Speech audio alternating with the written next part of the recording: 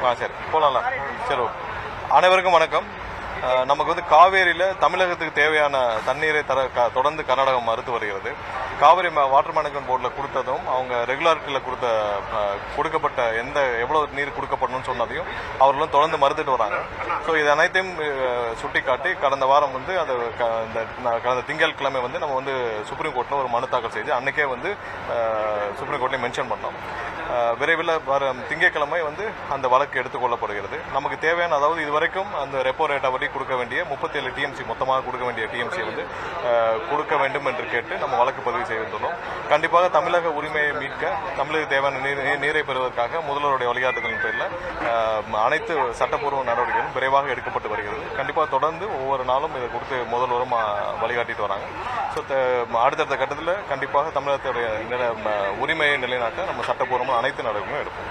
வேற ஏதாவது கனிமொழி அவங்க வந்து இதெல்லாம் கிடையாது, அவங்க வந்து இந்தியா கூட்டணி இல்லைன்னு இருக்காங்களா? எந்த கூட்டணியில இருக்காங்க? இல்லை, அவங்க ஆல்ரெடி முன்னாடி பாஜகவோட மறைமுக கூட்டணியில் இருந்தாங்க. இப்போ நேரடியாக கூட்டணியில் இருக்காங்க. ஒரு எம்எல்ஏ அனிதா ராதாகிருஷ்ணன் சொல்றாரு திருச்சி சிவா விரைவில் கேபினெட் அமைச்சர் ஆவான்னு. ஸோ அப்பவே புரிஞ்சிருச்சு இவங்க எல்லாம் பேச்சுவார்த்தையை முடித்து விட்டு அடுத்த கட்டத்துக்கு நகர்ந்து விட்டாருன்னு. அதே நேரத்தில் அவங்களுடைய முன்னாள் எம்பி திரு கனிமொழி சோமு அவர்கள் சொல்றாங்க நிரந்தர எதிரியும் இல்லை நண்பரும் இல்லைன்னு. அதே தான் வந்து பாரதிய ஜனதா கட்சியுடைய ஒரு தலைவரும் சொல்றாங்க, திருமதி வானதி சீனிவாசன் சொல்றாங்க நிரந்தர நண்பரும் இல்லை, அரசியல் நிரந்தர எதிரியும் இல்லை. அப்ப அவங்க கிட்டத்தட்ட 2001 சிச்சுவேஷன் வந்துட்டாங்க. திமுகவும் எப்படி வந்து பாரதிய ஜனதா கட்சிக்கு முதல்ல திமுக தமிழகத்தில் மிகப்பெரிய அங்கீகாரத்தை பெற்றுக் கொடுத்த திமுக இன்று மீண்டும் வந்து அவங்களுடைய குடும்பத்தை, சொத்துக்களை காப்பாற்ற, குடும்பத்தில் இந்த வழக்குகள் எல்லாம் அனைத்திலிருந்து காப்பாற்றிக் கொள்ள பாரதிய ஜனதா கூட நேரடியாக கூட்டணி வைக்க தயாராகிவிட்டாங்கன்னு தெரியுது. இன்னைக்கு நேற்று வந்து இதுவரைக்கும் இந்தியா கூட்டணியில் யாரும் போகாத நிலையில திமுகவுடைய எம்பிக்கள் மட்டும், இதுதான் நாங்கள் முன்னாடி சொல்லிடுவோம். டீலிமிட்டேஷன்ல அவங்க வந்து ஏப்ரல் மாதம் எடுத்த முடிவில் இதுவரைக்கும் தெளிவா நாங்கள் எதிர்த்து வாக்களிப்போன்ற ஒரு வார்த்தை திமுக சைடுல வரல. நம்ம தீர்மானத்துக்கு ஆதரிச்சிருக்காங்க. ஆனால் நாடாளுமன்றத்தில் இந்த டீலிமிட்டேஷன் சம்பந்தமாக மசோதா வந்தால் இதுவரை நாங்கள் எதிர்த்து வாக்களிப்போம் என்ற ஒரு வார்த்தை சொல்லவில்லை. ஏன்னா அன்னைக்கு நீங்க ஆளுங்கட்சியாக ஏப்ரலுக்கும் இப்போக்கும் என்ன மாறி இருக்கு? அப்போ ஆளுங்கட்சியா இருந்தாங்க, இன்னைக்கு ஆட்சி இல்லை. அதனால பிரச்சனை, கேஸ் எல்லாத்திலையும் மக்களிடம் கொள்ளையடித்த பணங்களை காப்பாற்ற இன்னைக்கு ஒன்றிய அரசோட உதவி தேவை. அது ஒண்ணுக்காக அவர்களை காப்பாற்றிக் கொள்ள இன்னைக்கு வந்து முழுவதுமாக முன்னாடி எப்படி தமிழகத்துடைய அனைத்து நலன்களையும் அடமானம் வச்சாங்களோ இன்னைக்கு அதே மாதிரி அவர்களும் போய் அடிமையாக திமுக வந்து டெல்லியில அடிமையாக, கொத்தடிமையாக சரண்டர் ஆயிட்டாங்கன்னா சொல்றேன். திமுக அமைச்சர் நடவடிக்கை குறையும் நினைக்கிறீங்களா? இப்ப வந்து நீங்க வந்து இப்படி நடக்கும் பொழுது ஒவ்வொரு வழக்கு தொடர்ந்தீங்க, ஆனா வந்து வழக்கு தொய்வடைஞ்சீங்களா இருக்கு. ஈடி வருமானதா எல்லா விஷயத்திலையும் தேவையான ப்ரூஃப் இருக்கிறதுனாலதான் வழக்குகள் பதிவு செய்யப்படுது. எல்லாத்திலும் என்னென்ன ப்ரூஃப் இருக்கோ அது அடிப்படையில் தான் ஒவ்வொரு நாளும் எல்லா இடத்துலையும் ப்ரூஃப் இருக்கு. இப்போ டாஸ்மார்க் விஷயத்துல அனைத்துக்கும் ப்ரூஃப் இருக்கு. எல்லாத்துலயும் ப்ரூஃப் இருக்கிறதுனால தான் இப்போ டிஎன்இபில இருந்து வழக்குகள் பதிவு செய்யப்பட்டிருக்கு. எல்லாத்துக்கும் ப்ரூஃப் இருக்கு. எல்லாத்துக்கும் டெண்டர் இருக்கு, டாக்குமெண்ட் இருக்கு, வயலேஷன்ஸ் இருக்கு. வயலேஷனால தமிழக அரசுக்கு எவ்வளவு இழப்பு இருக்குன்னு சொல்லி எல்லாத்தையும் கணக்கிட்டு தான் போகுது. கொஞ்ச நாள் அவர்கள் தப்பிக்கலாமே தவிர்த்து, ஆனால் நீங்க கண்டிப்பாக வழக்குகள் இருந்து தப்பிக்க முடியாது. ஏன்னா வழக்குகள் எல்லாமே டாக்குமெண்டட் ப்ரூஃப், அதனால நீங்க தப்பிக்க முடியாது. இப்போ டாஸ்மார்க்ல இருக்கிற ப்ரூஃப் எத்தனை வருஷம் ஆனாலும் வழக்குகள் பதிவு செய்யப்படும். ஏன்னா அதுல வந்து நீங்க எவ்வளவு தூரம் பார்ட்டி ஃபண்ட் வாங்கிருக்கீங்க, எவ்வளவு பார்ட்டி ஃபண்ட் வாங்கிருக்கீங்க, எந்தெந்த மாதிரி டிரான்சாக்சன் நடந்திருக்கு, எல்லாமே ஆன் ரெக்கார்டு, ஆன் ப்ரூஃபா இருக்கு. இப்ப நேற்று வந்து நிதியமைச்சர் அவங்க கேட்டாங்க 15,000 கோடி எப்படி வந்துச்சுன்னு. 15,000 கோடிக்கு அவர் ஒரு விளக்கம் கொடுத்தார். என்ன எக்ஸைஸ்ல பாட்டிலுக்கு இவங்க வந்து எவ்வளவு 10 ரூபா வாங்கினாங்க, அதை நாங்க புள்ள கொண்டு வந்திருக்கோம். அதே நேரத்தில் ஃபேன்சி நம்பருக்கு கொடுக்க வேண்டிய முன்னாடி எப்படி போயிட்டு இருந்து எல்லாம் தெரியும். நீங்க செக்ரட்டரியேட் இருக்கிற எல்லா பத்திரிகையாலும் தெரியும். ஃபேன்சி நம்பர்னா எப்படி போகும்? முன்னாடி இங்க போய் ஒரு பணத்தை கொடுத்து, டெய்லி பணத்தை கொடுத்து, அதுக்கான உள்ள ஒரு பார்ட்டி ஃபண்டை கொடுத்து ஃபேன்சி நம்பர் வாங்குவாங்க. இப்போ அது அனைத்தும் ஏலமாக விடப்படுது. இது அனைத்தின் அடிப்படையில் தான் இன்னைக்கு வந்து ஒவ்வொரு இடத்துலயும் பார்ட்டி ஃபண்ட் எல்லாம் இன்னைக்கு வந்து கவர்மெண்டோடைய அரசோடைய நிதியாக மாறி வருகிறது. அதெல்லாம் தான் சொல்லியிருந்தார். 15,000 கோடி எப்படி மாறி இருக்குன்னு. இதெல்லாம் பார்ட்டி ஃபண்ட் 3 மாசத்துல எங்க இருந்து எங்கேயும் இல்ல. இப்ப ஃபேன்சி நம்பர்ஸ் எல்லாம் முன்னாடி போக்குவரத்துல ஃபேன்சி நம்பர்ஸ் ஒரு நாளைக்கு எத்தனை 100 நம்பர்ஸ் போகும். அத்தனை நம்பர்ஸும் முன்னாடி எப்படி போயிட்டு இருந்துச்சு எல்லாம் உலகத்துக்கே தெரியும். அது வந்து இன்னைக்கு ஏலத்தில் விடப்படுது, அரசுக்கு வருவாயாக வருது. ஸோ அது மாதிரி தான் இன்னைக்கு வந்து எல்லா பணங்களும் பார்ட்டி ஃபண்ட் எல்லாம் இன்னைக்கு வந்து அரசுடைய வருமானமா வந்துட்டு இருக்கு. எல்லாம் அதே மாதிரி தான் மாறிட்டு இருக்கு. இவர்கள் தவறு செய்தவர் யாரும் தப்பிக்க முடியாது. நான் வந்து டீ பார்ட்டிக்கெல்லாம் போல பாராளுமன்றத்தில் எங்களோட சீட் சேஞ்சை பத்தி பேச போனோம். நாங்க டீ பார்ட்டில கலந்துக்கலாம். ஏன் அவங்களுக்கு வந்து டீ பார்ட்டி நடக்குதுன்னு சகோதரி கனிமொழி அவங்களுக்கு தெரியாதா? ஏன்னா அது அங்கதான் போய் பேசணுமா? ஏன் அதுக்கு கடிதம் கொடுக்கலாம், கடிதத்தை கொடுத்து வலியுறுத்தலாம். அதுக்கு நிறைய நேரங்கள் இருக்கு. அது நீங்க சீட்டு சேஞ்ச் வந்து கடைசி நாள் தான் போய் சொல்லுவீங்களா? பார்லிமெண்ட் முடிஞ்சு கடைசி நாள் தான் போய் சீட்டு சேஞ்ச் போய் சொல்லுவீங்களா? ஏன் முதல்ல இடையில போய் சொல்ல முடியாதா? இதெல்லாம் சும்மா காரணங்கள்.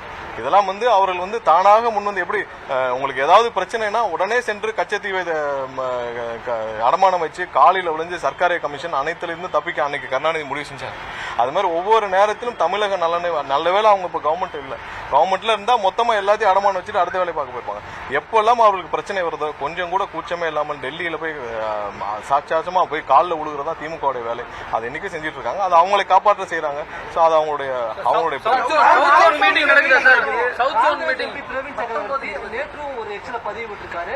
டென்மார்க் தூதரகத்துக்கு நான் வந்து தமிழ்நாடு முதலீடு சார்பாக பேசியிருக்கேன். ஏற்கனவே சட்டசபை விளக்கம் கொடுத்த பிறகு அவர் வந்து நிதியமைச்சர்கிட்ட தமிழ்நாடு அரசின் நிதிநிலை தொடர்பாக பேச சொல்லியிருக்காரு. தொடர்ந்து அவர் தமிழ்நாடு அரசின் பிரதிநிதியா அவர் தமிழகத்துக்கு சார்பாக அவர் வந்து எம்பியா பேசிட்டு இருப்பாரு. சரி, தமிழக அரசு சார்பாக எம்பியா பேசிருக்காரு. வேற ஏதாவது ஆமா இல்ல, அடுத்த வாரம் தமிழகத்துல தான் நடக்குது. எல்லாமே வந்து ஆஸ் பர் எல்லாம் பேசி ஷெட்யூல்டு படி தான், நம்ம எல்லாம் கொடுத்த தேதி படி தான், டெல்லி ஷெட்யூல் படி தான் நடக்குது. அடுத்த வாரம் இங்க மாமல்லபுரத்துல நடக்குது. அது இன்னும் வந்து ப்ராப்பரான ஷெட்யூல் வரல. பட் எல்லாம் ஆல்ரெடி திட்டமிட்டபடி சவுத் ஜோன் எல்லா சிஎம்ஓட மீட்டிங்கும் நடக்கு. இங்க தான் இல்ல, அதாவது இந்த நிறுவனங்கள் எல்லாம் தமிழகத்துல முதலீடு செய்ய காத்துக்கிட்டு இருந்தாங்க. இப்ப இதே மாதிரி தான் எல்லா இடத்துலயும் எங்கிட்ட வரவங்க எல்லாமே வந்து இது முன்னாடி வந்து நாங்க அனைவரும் நாங்க வந்து சோலார்ல எல்லாத்துலயும் நாங்க முதலீடு செய்ய காத்துக்கிட்டு இருந்தோம். ஆனால் முன்னாடி இருந்த ஃபார்மாலிட்டிஸே வேற. நீங்க அரசு இங்க எம்ஓஐ செஞ்சாலும் பிஹைண்ட் த ஸ்கிரீன் வந்து ஃபேமிலியோட ஒரு எம்ஓஐ நடக்கும். அதுல நீங்க பார்ட்னர்ஷிப், அப்புறம் அது கொடுங்க, பார்ட்டி ஃபண்ட் கொடுங்க, ஈக்குவல் ஷேர் கொடுங்க, இப்படி எல்லாம் ஒரு பிஹைண்ட் த ஸ்கிரீன் ஒரு எம்ஓஐ நடக்கும். இந்த எம்ஓஐக்கு பயந்து தான் பெரிய கம்பெனிஸ் எதுவும் முதலீடு வரவில்லை. இவங்களுக்கு தேவையான இவங்க ஃபண்டே வர்றதுக்கு தான் இப்ப லூலு மால் இந்த மாதிரி ஏதாவது போய் ஒண்ணுக்கும் தெரியாத ஒரு கம்பெனியை கொண்டு வந்து இதெல்லாம் வந்து ஒரு ஒரு லூலு மால் மாதிரி சூப்பர் ஒரு பெரிய ஷாப்பிங் காம்ப்ளெக்ஸ் திறக்கிறதுக்கு இவங்க போய் இன்வெஸ்ட்மெண்டா நினைச்சு இவங்க கொண்டு வந்தாங்க. ஸோ அந்த மாதிரி பெரிய கம்பெனிஸ் எல்லாம் கண்டிப்பாக முதலீடு செய்ய தமிழகம் வந்து எல்லா வகையிலும் உகந்த ஒரு மாநிலமாக இருக்குன்னு தயாராக இருந்தவர்கள் இன்னைக்கு இந்த திமுக அக்கௌண்ட் போன பிறகு அவங்க எல்லாம் உடனடியாக வந்து அவங்களுக்கு தேவையான எல்லா கதவுகளும் திறக்கப்பட்டிருக்கு. அவங்களுக்கு எல்லா தேவையான அப்ரூவலும் கொடுக்கப்பட்டிருக்கு. அவங்களுக்கு தேவையான எல்லா அனைத்தும் வந்து உடனடியாக சரி செய்யப்பட்டிருக்கு. எங்கேயுமே பார்ட்டி ஃபண்டு வாங்கப்படவில்லை. எங்கேயுமே அவங்களுக்கு பிஹைண்ட் த ஸ்கிரீன் குடும்பத்தோட உட்காந்து ஒரு எம்ஓ எல்லாம் சைன் பண்ணல. முன்னாடி சைன் பண்றது ஒண்ணு, பின்னாடி சைன் பண்றது ஒண்ணுலாம் கிடையாது. நேரடியாக கொடுக்கப்படுறது. இவர்கள் அதே காரணம் தான் ஒவ்வொருத்தரும் இன்னைக்கு வந்து தானாக வந்து இன்னைக்கு வந்து முன் வந்து இன்னைக்கு வந்து முதலீடு செஞ்சுட்டு வராங்க. அதாவது முதல்வர் வந்து முதல் நாளே பதவியேற்கப்ப தெளிவா சொல்லிட்டாங்க. எந்த விஷயத்திலும் பின்னால், அதாவது முகத்துல கட்சி பொத்திட்டு போய் யாரையும் பார்க்க வேண்டிய அவசியம் இல்லை. இல்ல யாருக்கும் மறைஞ்சு ஒரு உறவை வைக்க வேண்டிய அவசியம் இல்லை. டெல்லியோடைய யாரிடமோ யார்கிட்ட பேசினோம் அது வெளிப்படையாக இருக்கும். அது தமிழக நலனுக்காக மட்டுமே இருக்கும் தெளிவா சொல்லிட்டார். அந்த இது நாளை நடக்க போறது பத்தி இதுவரை எந்த முடிவும் எடுக்கப்படவில்லை. ஆனால் அதே நேரத்தில் என்னைக்கும் வந்து எந்த விதத்திலும் தமிழக நலனை காம்ப்ரமைஸ் பண்ணோ இல்ல பிஹைண்ட் தி ஸ்கிரீனோ எதுவும் இருக்காது. நாளைக்கு இது வரைக்கும் அந்த மாதிரியான முடிவுகள் இல்லை.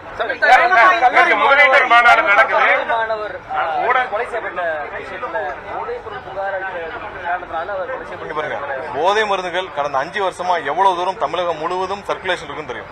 அதுலயும் கோயம்புத்தூர் கல்லூரிகள்ல இது மாதிரி கடந்த 2 ஆண்டுகளுக்கு முன்னாடியே ஒரு ஹாஸ்டல்ல ஒரு மாணவர் மரணம் அடைந்தார். நிறைய புகார்கள் உங்களுக்கு எல்லாம் தெரியும். போதை மருந்துகள் எவ்வளவு தூரம் சர்க்குலேஷன் இருக்கு, அது போதை மாத்திரைகள், சிந்தட்டிக் ட்ரக்ஸ் எல்லா இடத்துலயும் மெத்தப்பட்ட எல்லாம் இருக்குன்னு தெரியும். கடுமையான நடவடிக்கை எடுக்கப்படுது. ஆனா இந்த விஷயத்துல அவர் மாணவர்களுக்குள்ள ஏற்பட்ட தகராறு, அவர் வந்து அவங்க கல்லூரி நிர்வாகம் வந்து அந்த சம்பந்தப்பட்ட மாணவரை பரீட்சை எழுதுக்கு மட்டும் அலோவ் பண்ணிருக்காங்க. அவர் நண்பர் வீட்டில் இருந்திருக்காரு. அவருக்குள்ள ஏற்பட்ட தகராறு, ஏன்னா அது சீனியர் ஜூனியர் தகராறு இருந்திருக்கு. அதன் மூலியமாக தாக்கப்பட்டிருக்கிறார். அதுக்கு ஹாஸ்பிட்டல் கொண்டு போய் தேவையான அனைத்து நடவடிக்கைகள் அனைவரும் கைது செய்துட்டே வராங்க. யார் யார் சம்பந்தப்பட்ட அனைவரும் கடுமையான நடவடிக்கை.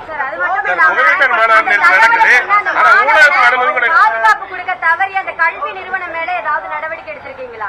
இல்ல, இங்க பாருங்க, கல்வி நிறுவனம் எங்கெங்கெல்லாம் தவறு நடந்திருக்கோ, யார் யார் மேலும் இதுல காரணமாக இருந்தாலும் தவறு இருந்தாலும் கண்டிப்பாக நடவடிக்கை எடுக்கப்படும். சரி, கல்வி நிறுவனங்கள்ல அவங்க வந்து அந்த பையனை ஏதோ அவங்க இந்த மாதிரியான தகராறு காரணமா சஸ்பெண்ட் பண்ணிருக்காங்க. சோ அதுக்கப்புறம் பரீட்சை எழுத அனுமதிச்சிருக்காங்க. சோ அதுல அவர்கள் தரப்பு விளக்கங்களை காவல்துறை ஏற்கனவே ஆராய்ச்சிட்டு கேட்டுட்டு வராங்க. பட் இந்த சம்பவத்தில் யார் யார் சம்பந்தப்பட்ட அனைவர் மீதும் வழக்கு பதிவு செய்யப்பட்டிருக்கு. தொடர்ந்து கைது செய்யப்பட்டு வராங்க. ஒரு சில பேர் வந்து தேடிட்டு இருக்காங்க. காவல்துறை துரிதமாக செயல்பட்டு கண்டிப்பாக ஒடுக்கும் இந்த வேலையில முழுவதும் ஈடுபட்டிருக்காங்க. எந்த அளவிலும் யாரும் தப்பிக்க மாட்டாங்க. கண்டிப்பா இதெல்லாம் தடுக்கப்பட வேண்டும். மிகவும் வருத்தமான செயல் அது. நேற்று முதலீட்டாளர் மாநாடு நடக்குது, ஐடிசியில் நடக்குது, ஆனா ஊடகங்களுக்கு அனுமதி இல்ல. கேட்டா ஒரு விஷயம் இதை வந்து அவங்க நேரலை பண்றேன்னு சொல்லிட்டாங்க. நேரலை பண்றது என்ன விஷயம், கேமரா கொண்டு, ஆனா ரிப்போர்ட்டர் கூட அனுமதிக்கல. இதுல கண்டிப்பாக வந்து ப்ராப்பரான இடம் கொடுக்கணும். ஏன்னா ஒரு பெரிய ஐடிசி மாதிரியான ஒரு இடத்துல வந்து ஒரு க்ளோஸ்டு டோர்ல வந்து இந்த ஊடகங்களுக்கு ஒரு பெரிய அளவில் ஒரு 300 ஸ்கொயர் ஃபீட் 400 ஸ்கொயர் ஃபீட்டா தேவைப்படும். ஸோ அதனால வெளியில அவங்களுக்கு போதுமான சேர்ஸ் இருக்காது, பவர் கனெக்ஷன்ஸ் இருக்காது உங்களுக்கு. அப்புறம் மற்ற எல்லா அரேஞ்ச்மெண்ட்ஸும் செய்ய முடியாத இடத்துல மட்டும்தான் வந்து வெளியில அரேஞ்ச் பண்ணிட்டு உங்களுக்கான லைவ் லிங்கை கொடுக்குறோம்னு சொல்லியிருக்கோம். ஸோ அது வந்து உங்களோட வசதிக்கும் சேர்த்து தான். ஏன்னா வந்து இப்போ 300 பேராவது அங்கே வந்துடுறாங்க ஊடகத்துல இருந்து. 300 பேரை அகாமடேட் பண்ற அளவுக்கு அந்த அளவுக்கு ஸ்பேஸ் இல்லை. பட் அங்க வந்து கண்டிப்பா உங்களுக்கு தேவையான லைவ் லிங்க் உடனே கொடுக்கப்படுது.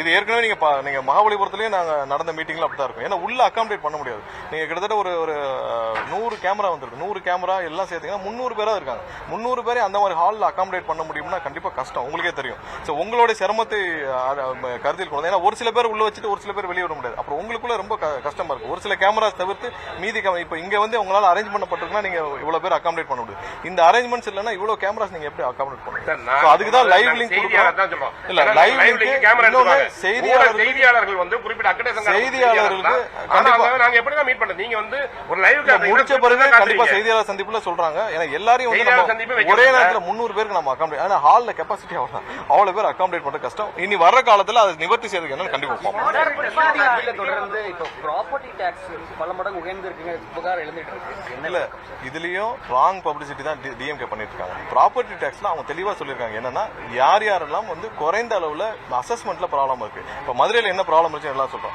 ப்ராப்பர்ட்டி டாக்ஸ் அசஸ்மெண்ட்ஸ்ல நீங்க சரியா பண்ணாம பணம் வாங்கி கொண்டு ஊழல் செஞ்சு பல 100 கோடி முறைகேடு செஞ்சு ராங் அசஸ்மெண்ட் பண்ணி அவங்களுக்குலாம் வந்து ப்ராப்பர்ட்டி டாக்ஸ்ல பதிவு செஞ்சிருக்காங்க. அதே மாதிரி சென்னையில ரீஅசஸ்மெண்ட் பண்ணிட்டு இருக்காங்க நிறைய இடத்துல. இப்ப 20,000க்கும் மேற்பட்ட கமர்ஷியல் பில்டிங்ஸ்க்கு வந்து கமர்ஷியல் பில்டிங்ஸ்க்கு வயலேஷன் 1 லட்சம் 10 லட்சம் கட்ட வேண்டிய இடத்துல அவங்களுக்கு 1 லட்சம் தான் அவங்களுக்கு மார்க் பண்ணி வச்சிருக்காங்க. இதுக்கு முன்னாடி காலங்களில் யாரோ அங்க இருந்தவங்க எல்லாம் வந்து கவுன்சிலர் எல்லாம் சேர்ந்து பல இடத்துல முறைகேடுகள் செய்து அரசுக்கு பெரிய அளவில் இழப்பீடு இருக்கு. இது வந்து மதுரையில பெரிய உதாரணம். அதுக்கப்புறம் சென்னையில ஒரு சில இடத்துல அவங்க கண்டுபிடிச்சிருக்காங்க. அவர்களுக்கும் நோட்டீஸ் அமைச்சிருக்காங்க. இப்போ பெரிய அபார்ட்மெண்ட்ஸ் இருக்கும், ஒரு 500 பேர் இருக்க அபார்ட்மெண்ட்ஸ்ல நீங்க ஒரு 2 வீடு மட்டும் பதிவு செஞ்சுட்டு மீதி வீடுகள் பதிவு செய்யாமல் அதுக்கு ப்ராப்பர்ட்டி டாக்ஸ்னு பண்ணிருப்பாங்க. ஸோ இந்த மாதிரி இடத்துல திரும்ப ரீஅசஸ்மெண்ட் பண்றதுக்கான ப்ராசஸ் தான் தவிர்த்து எந்த இடத்திலும் ப்ராப்பர்ட்டி டாக்ஸ் உயர்த்தப்படவில்லை. அவங்களுக்கான ரீஅசஸ்மெண்ட் 1 லட்சம் ஸ்கொயர் ஃபீட் கட்டினவங்களுக்கு 1000 ஸ்கொயர் ஃபீட் மட்டும் வரி கட்டினா எப்படி? ஸோ அதனால அது வந்து நிறைய முறைகேடுகள் கடந்த 5 வருடங்களாக திமுக ஆட்சி காலத்துல எல்லாம் பெரும்பாலான மாநகராட்சியில் இது நடந்திருக்கு. முக்கியமாக மதுரையில் இதனாலதான் வந்து ஒரு மேயருடைய கணவரும் கைது செய்யப்பட்டார். பல மண்டல தலைவர்கள் ரிசைன் பண்ணாங்க. இப்போ நம்ம ரீஅசஸ்மெண்ட் பண்ணிட்டு இருக்கோம். மதுரையில் கம்ப்ளீட்டா ரீஅசஸ்மெண்ட் பண்ணிட்டு இருக்கோம். ஸோ இங்க அதுக்கான நோட்டீஸ் தான் கொடுத்தாங்களே தவிர்த்து ப்ராப்பர்ட்டி டாக்ஸ் உயர்த்தப்படவில்லை. தவறான தகவல். அதையும் வந்து இப்போ இது தவறா புரிஞ்சுக்கிட்டதுனால அதையும் ஹோல்டில் போட்டுட்டாங்க. இது ரீஅசஸ்மெண்ட் தான் பண்ணாங்க. நாடாளுமன்ற கூட்டத்தொடர் முடிவில் பிரியங்கா காந்தியும் தேநீர் விருந்தில் கலந்துக்கிட்டாங்க டிசம்பர் மாதம். அப்ப அது கூட்டணின்னு சொல்ல முடியாது. இப்ப நீங்க கனிமொழி திமுகவுடைய ஸ்டாண்ட் உங்களுக்கு எல்லாருக்குமே தெரியும். திமுக என்ன பண்றாங்க? இப்ப நாங்க சிம்பிளா கேட்க டீலிமிட்டேஷன்ல எதிர்த்து வாக்களிப்போம் ஒரே ஒருத்தர். ஏன்னா எல்லாரும் மியூட்ல இருக்காங்க. ஒரே ஒருத்தர். அப்புறம் இல்லாமல் எதுக்கு வந்து அனிதா ராதாகிருஷ்ணன் எங்க திருச்சி சிவா மினிஸ்டர் ஆக போறாங்க, அது யாராவது மறுத்து இல்லைன்னு சொன்னாங்களா? யாராவது வந்து இல்ல திருச்சி சிவாலாம் மினிஸ்டர் ஆக மாட்டான்னு சொன்னாங்களா? ஸோ இதுல கோர்ஸ் ஆஃப் நீங்க அது உள்ள நடந்த உரையாடல் இல்லாமல் ஒரு எம்எல்ஏ வந்து வெளியில சொல்வாரா? ஸோ அது திருச்சி சிவாவது மறுத்திருக்கணும். இல்ல நான் அப்படிலாம் இல்லை, நாங்கள் என்றும் பாஜகவுடன் கூட்டணி இருக்க மட்டும் திருச்சி சிவாவது மறுத்தாரா? யாருமே மறுக்கலை. மறுக்காத பட்சத்தில் கண்டிப்பாக இது புரிந்து கொள்ள வேண்டிய விஷயம் தான். இவங்க ஏற்கனவே 2001 அப்படிதான் இருந்தாங்க. அவர்களை காப்பாற்றுக்குள்ள என்ன வேணும் செய்வாங்க, அதுதான் முடிவெடுத்திருக்காங்க. வேற ஒன்றும் இல்லை. மறுவரைக்கும் உங்களுக்கு ஆதரவாகவும் வாக்களிச்சிருக்காங்க. சட்டமன்ற தீர்மானத்திற்கு ஆதரவாக வாக்களிச்சதும் நாடாளுமன்றத்தில் அவர் போய் எத்தனை இடத்துல அவர்கள் 2 நிலைப்பாடு எடுத்திருக்காங்க. இங்க ஒண்ணு பேசுவாங்க. காவேரி விஷயத்துல 71ல கருணாநிதி அவர்கள் என்ன சொன்னாரு? நீங்க எல்லாம் ஐயா மூப்பனார் அவர்கள் அப்ப இருந்த விவசாய சங்கங்கள் எல்லாம் சேர்ந்து போட்ட மனுவை நீங்க வாபஸ் வாங்க, அரசு சார்பாக நாங்கள் ஒரு வழக்கு பதிவு செய்யப்படும், நாங்க அந்த 74 கான்ட்ராக்டை புதுப்பிச்சுக்கிறோம், நாங்க அடுத்த 50 வருஷம் எக்ஸ்டெண்ட் பண்ணிக்கிறோம் வாக்குறுதி கொடுத்து தானே 71 இதை வந்து கேஸை வாபஸ் வாங்க வச்சாரு. அப்புறம் என்ன பண்ணாரு? அப்புறம் தனியாக டெல்லியில போய் காலில் விழுந்து கச்சத்தீவையும் சேர்த்து அடமானம் வச்சு காவேரியும் தவறு விட்டதுன்னா அந்த கேஸை கொண்டு வந்து முடிக்கிறதுக்கே கிட்டத்தட்ட 30 வருஷம் ஆச்சு. ஸோ அதெல்லாம் அவர்கள் செய்த தவறுக்குலாம் அவர்கள் என்னைக்கு இப்படியும் பேசுவாங்க. அப்புறம் கண்கள் பணிக்கிறதுன்னு சொல்லி ஒரே நாளில் மாத்திட்டு போயிட்டே இருப்பாங்க.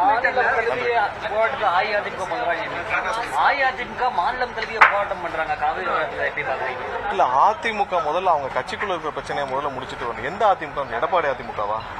எடப்பாடி அதிமுகவா? எடப்பாடி அதிமுக சட்டசபையிலே வந்து திரு எடப்பாடி அவர்கள் பேசினா அவருக்கு சப்போர்ட்டா திமுக வர்றாங்க, திமுக பேசினா எடப்பாடி வர்றாங்க.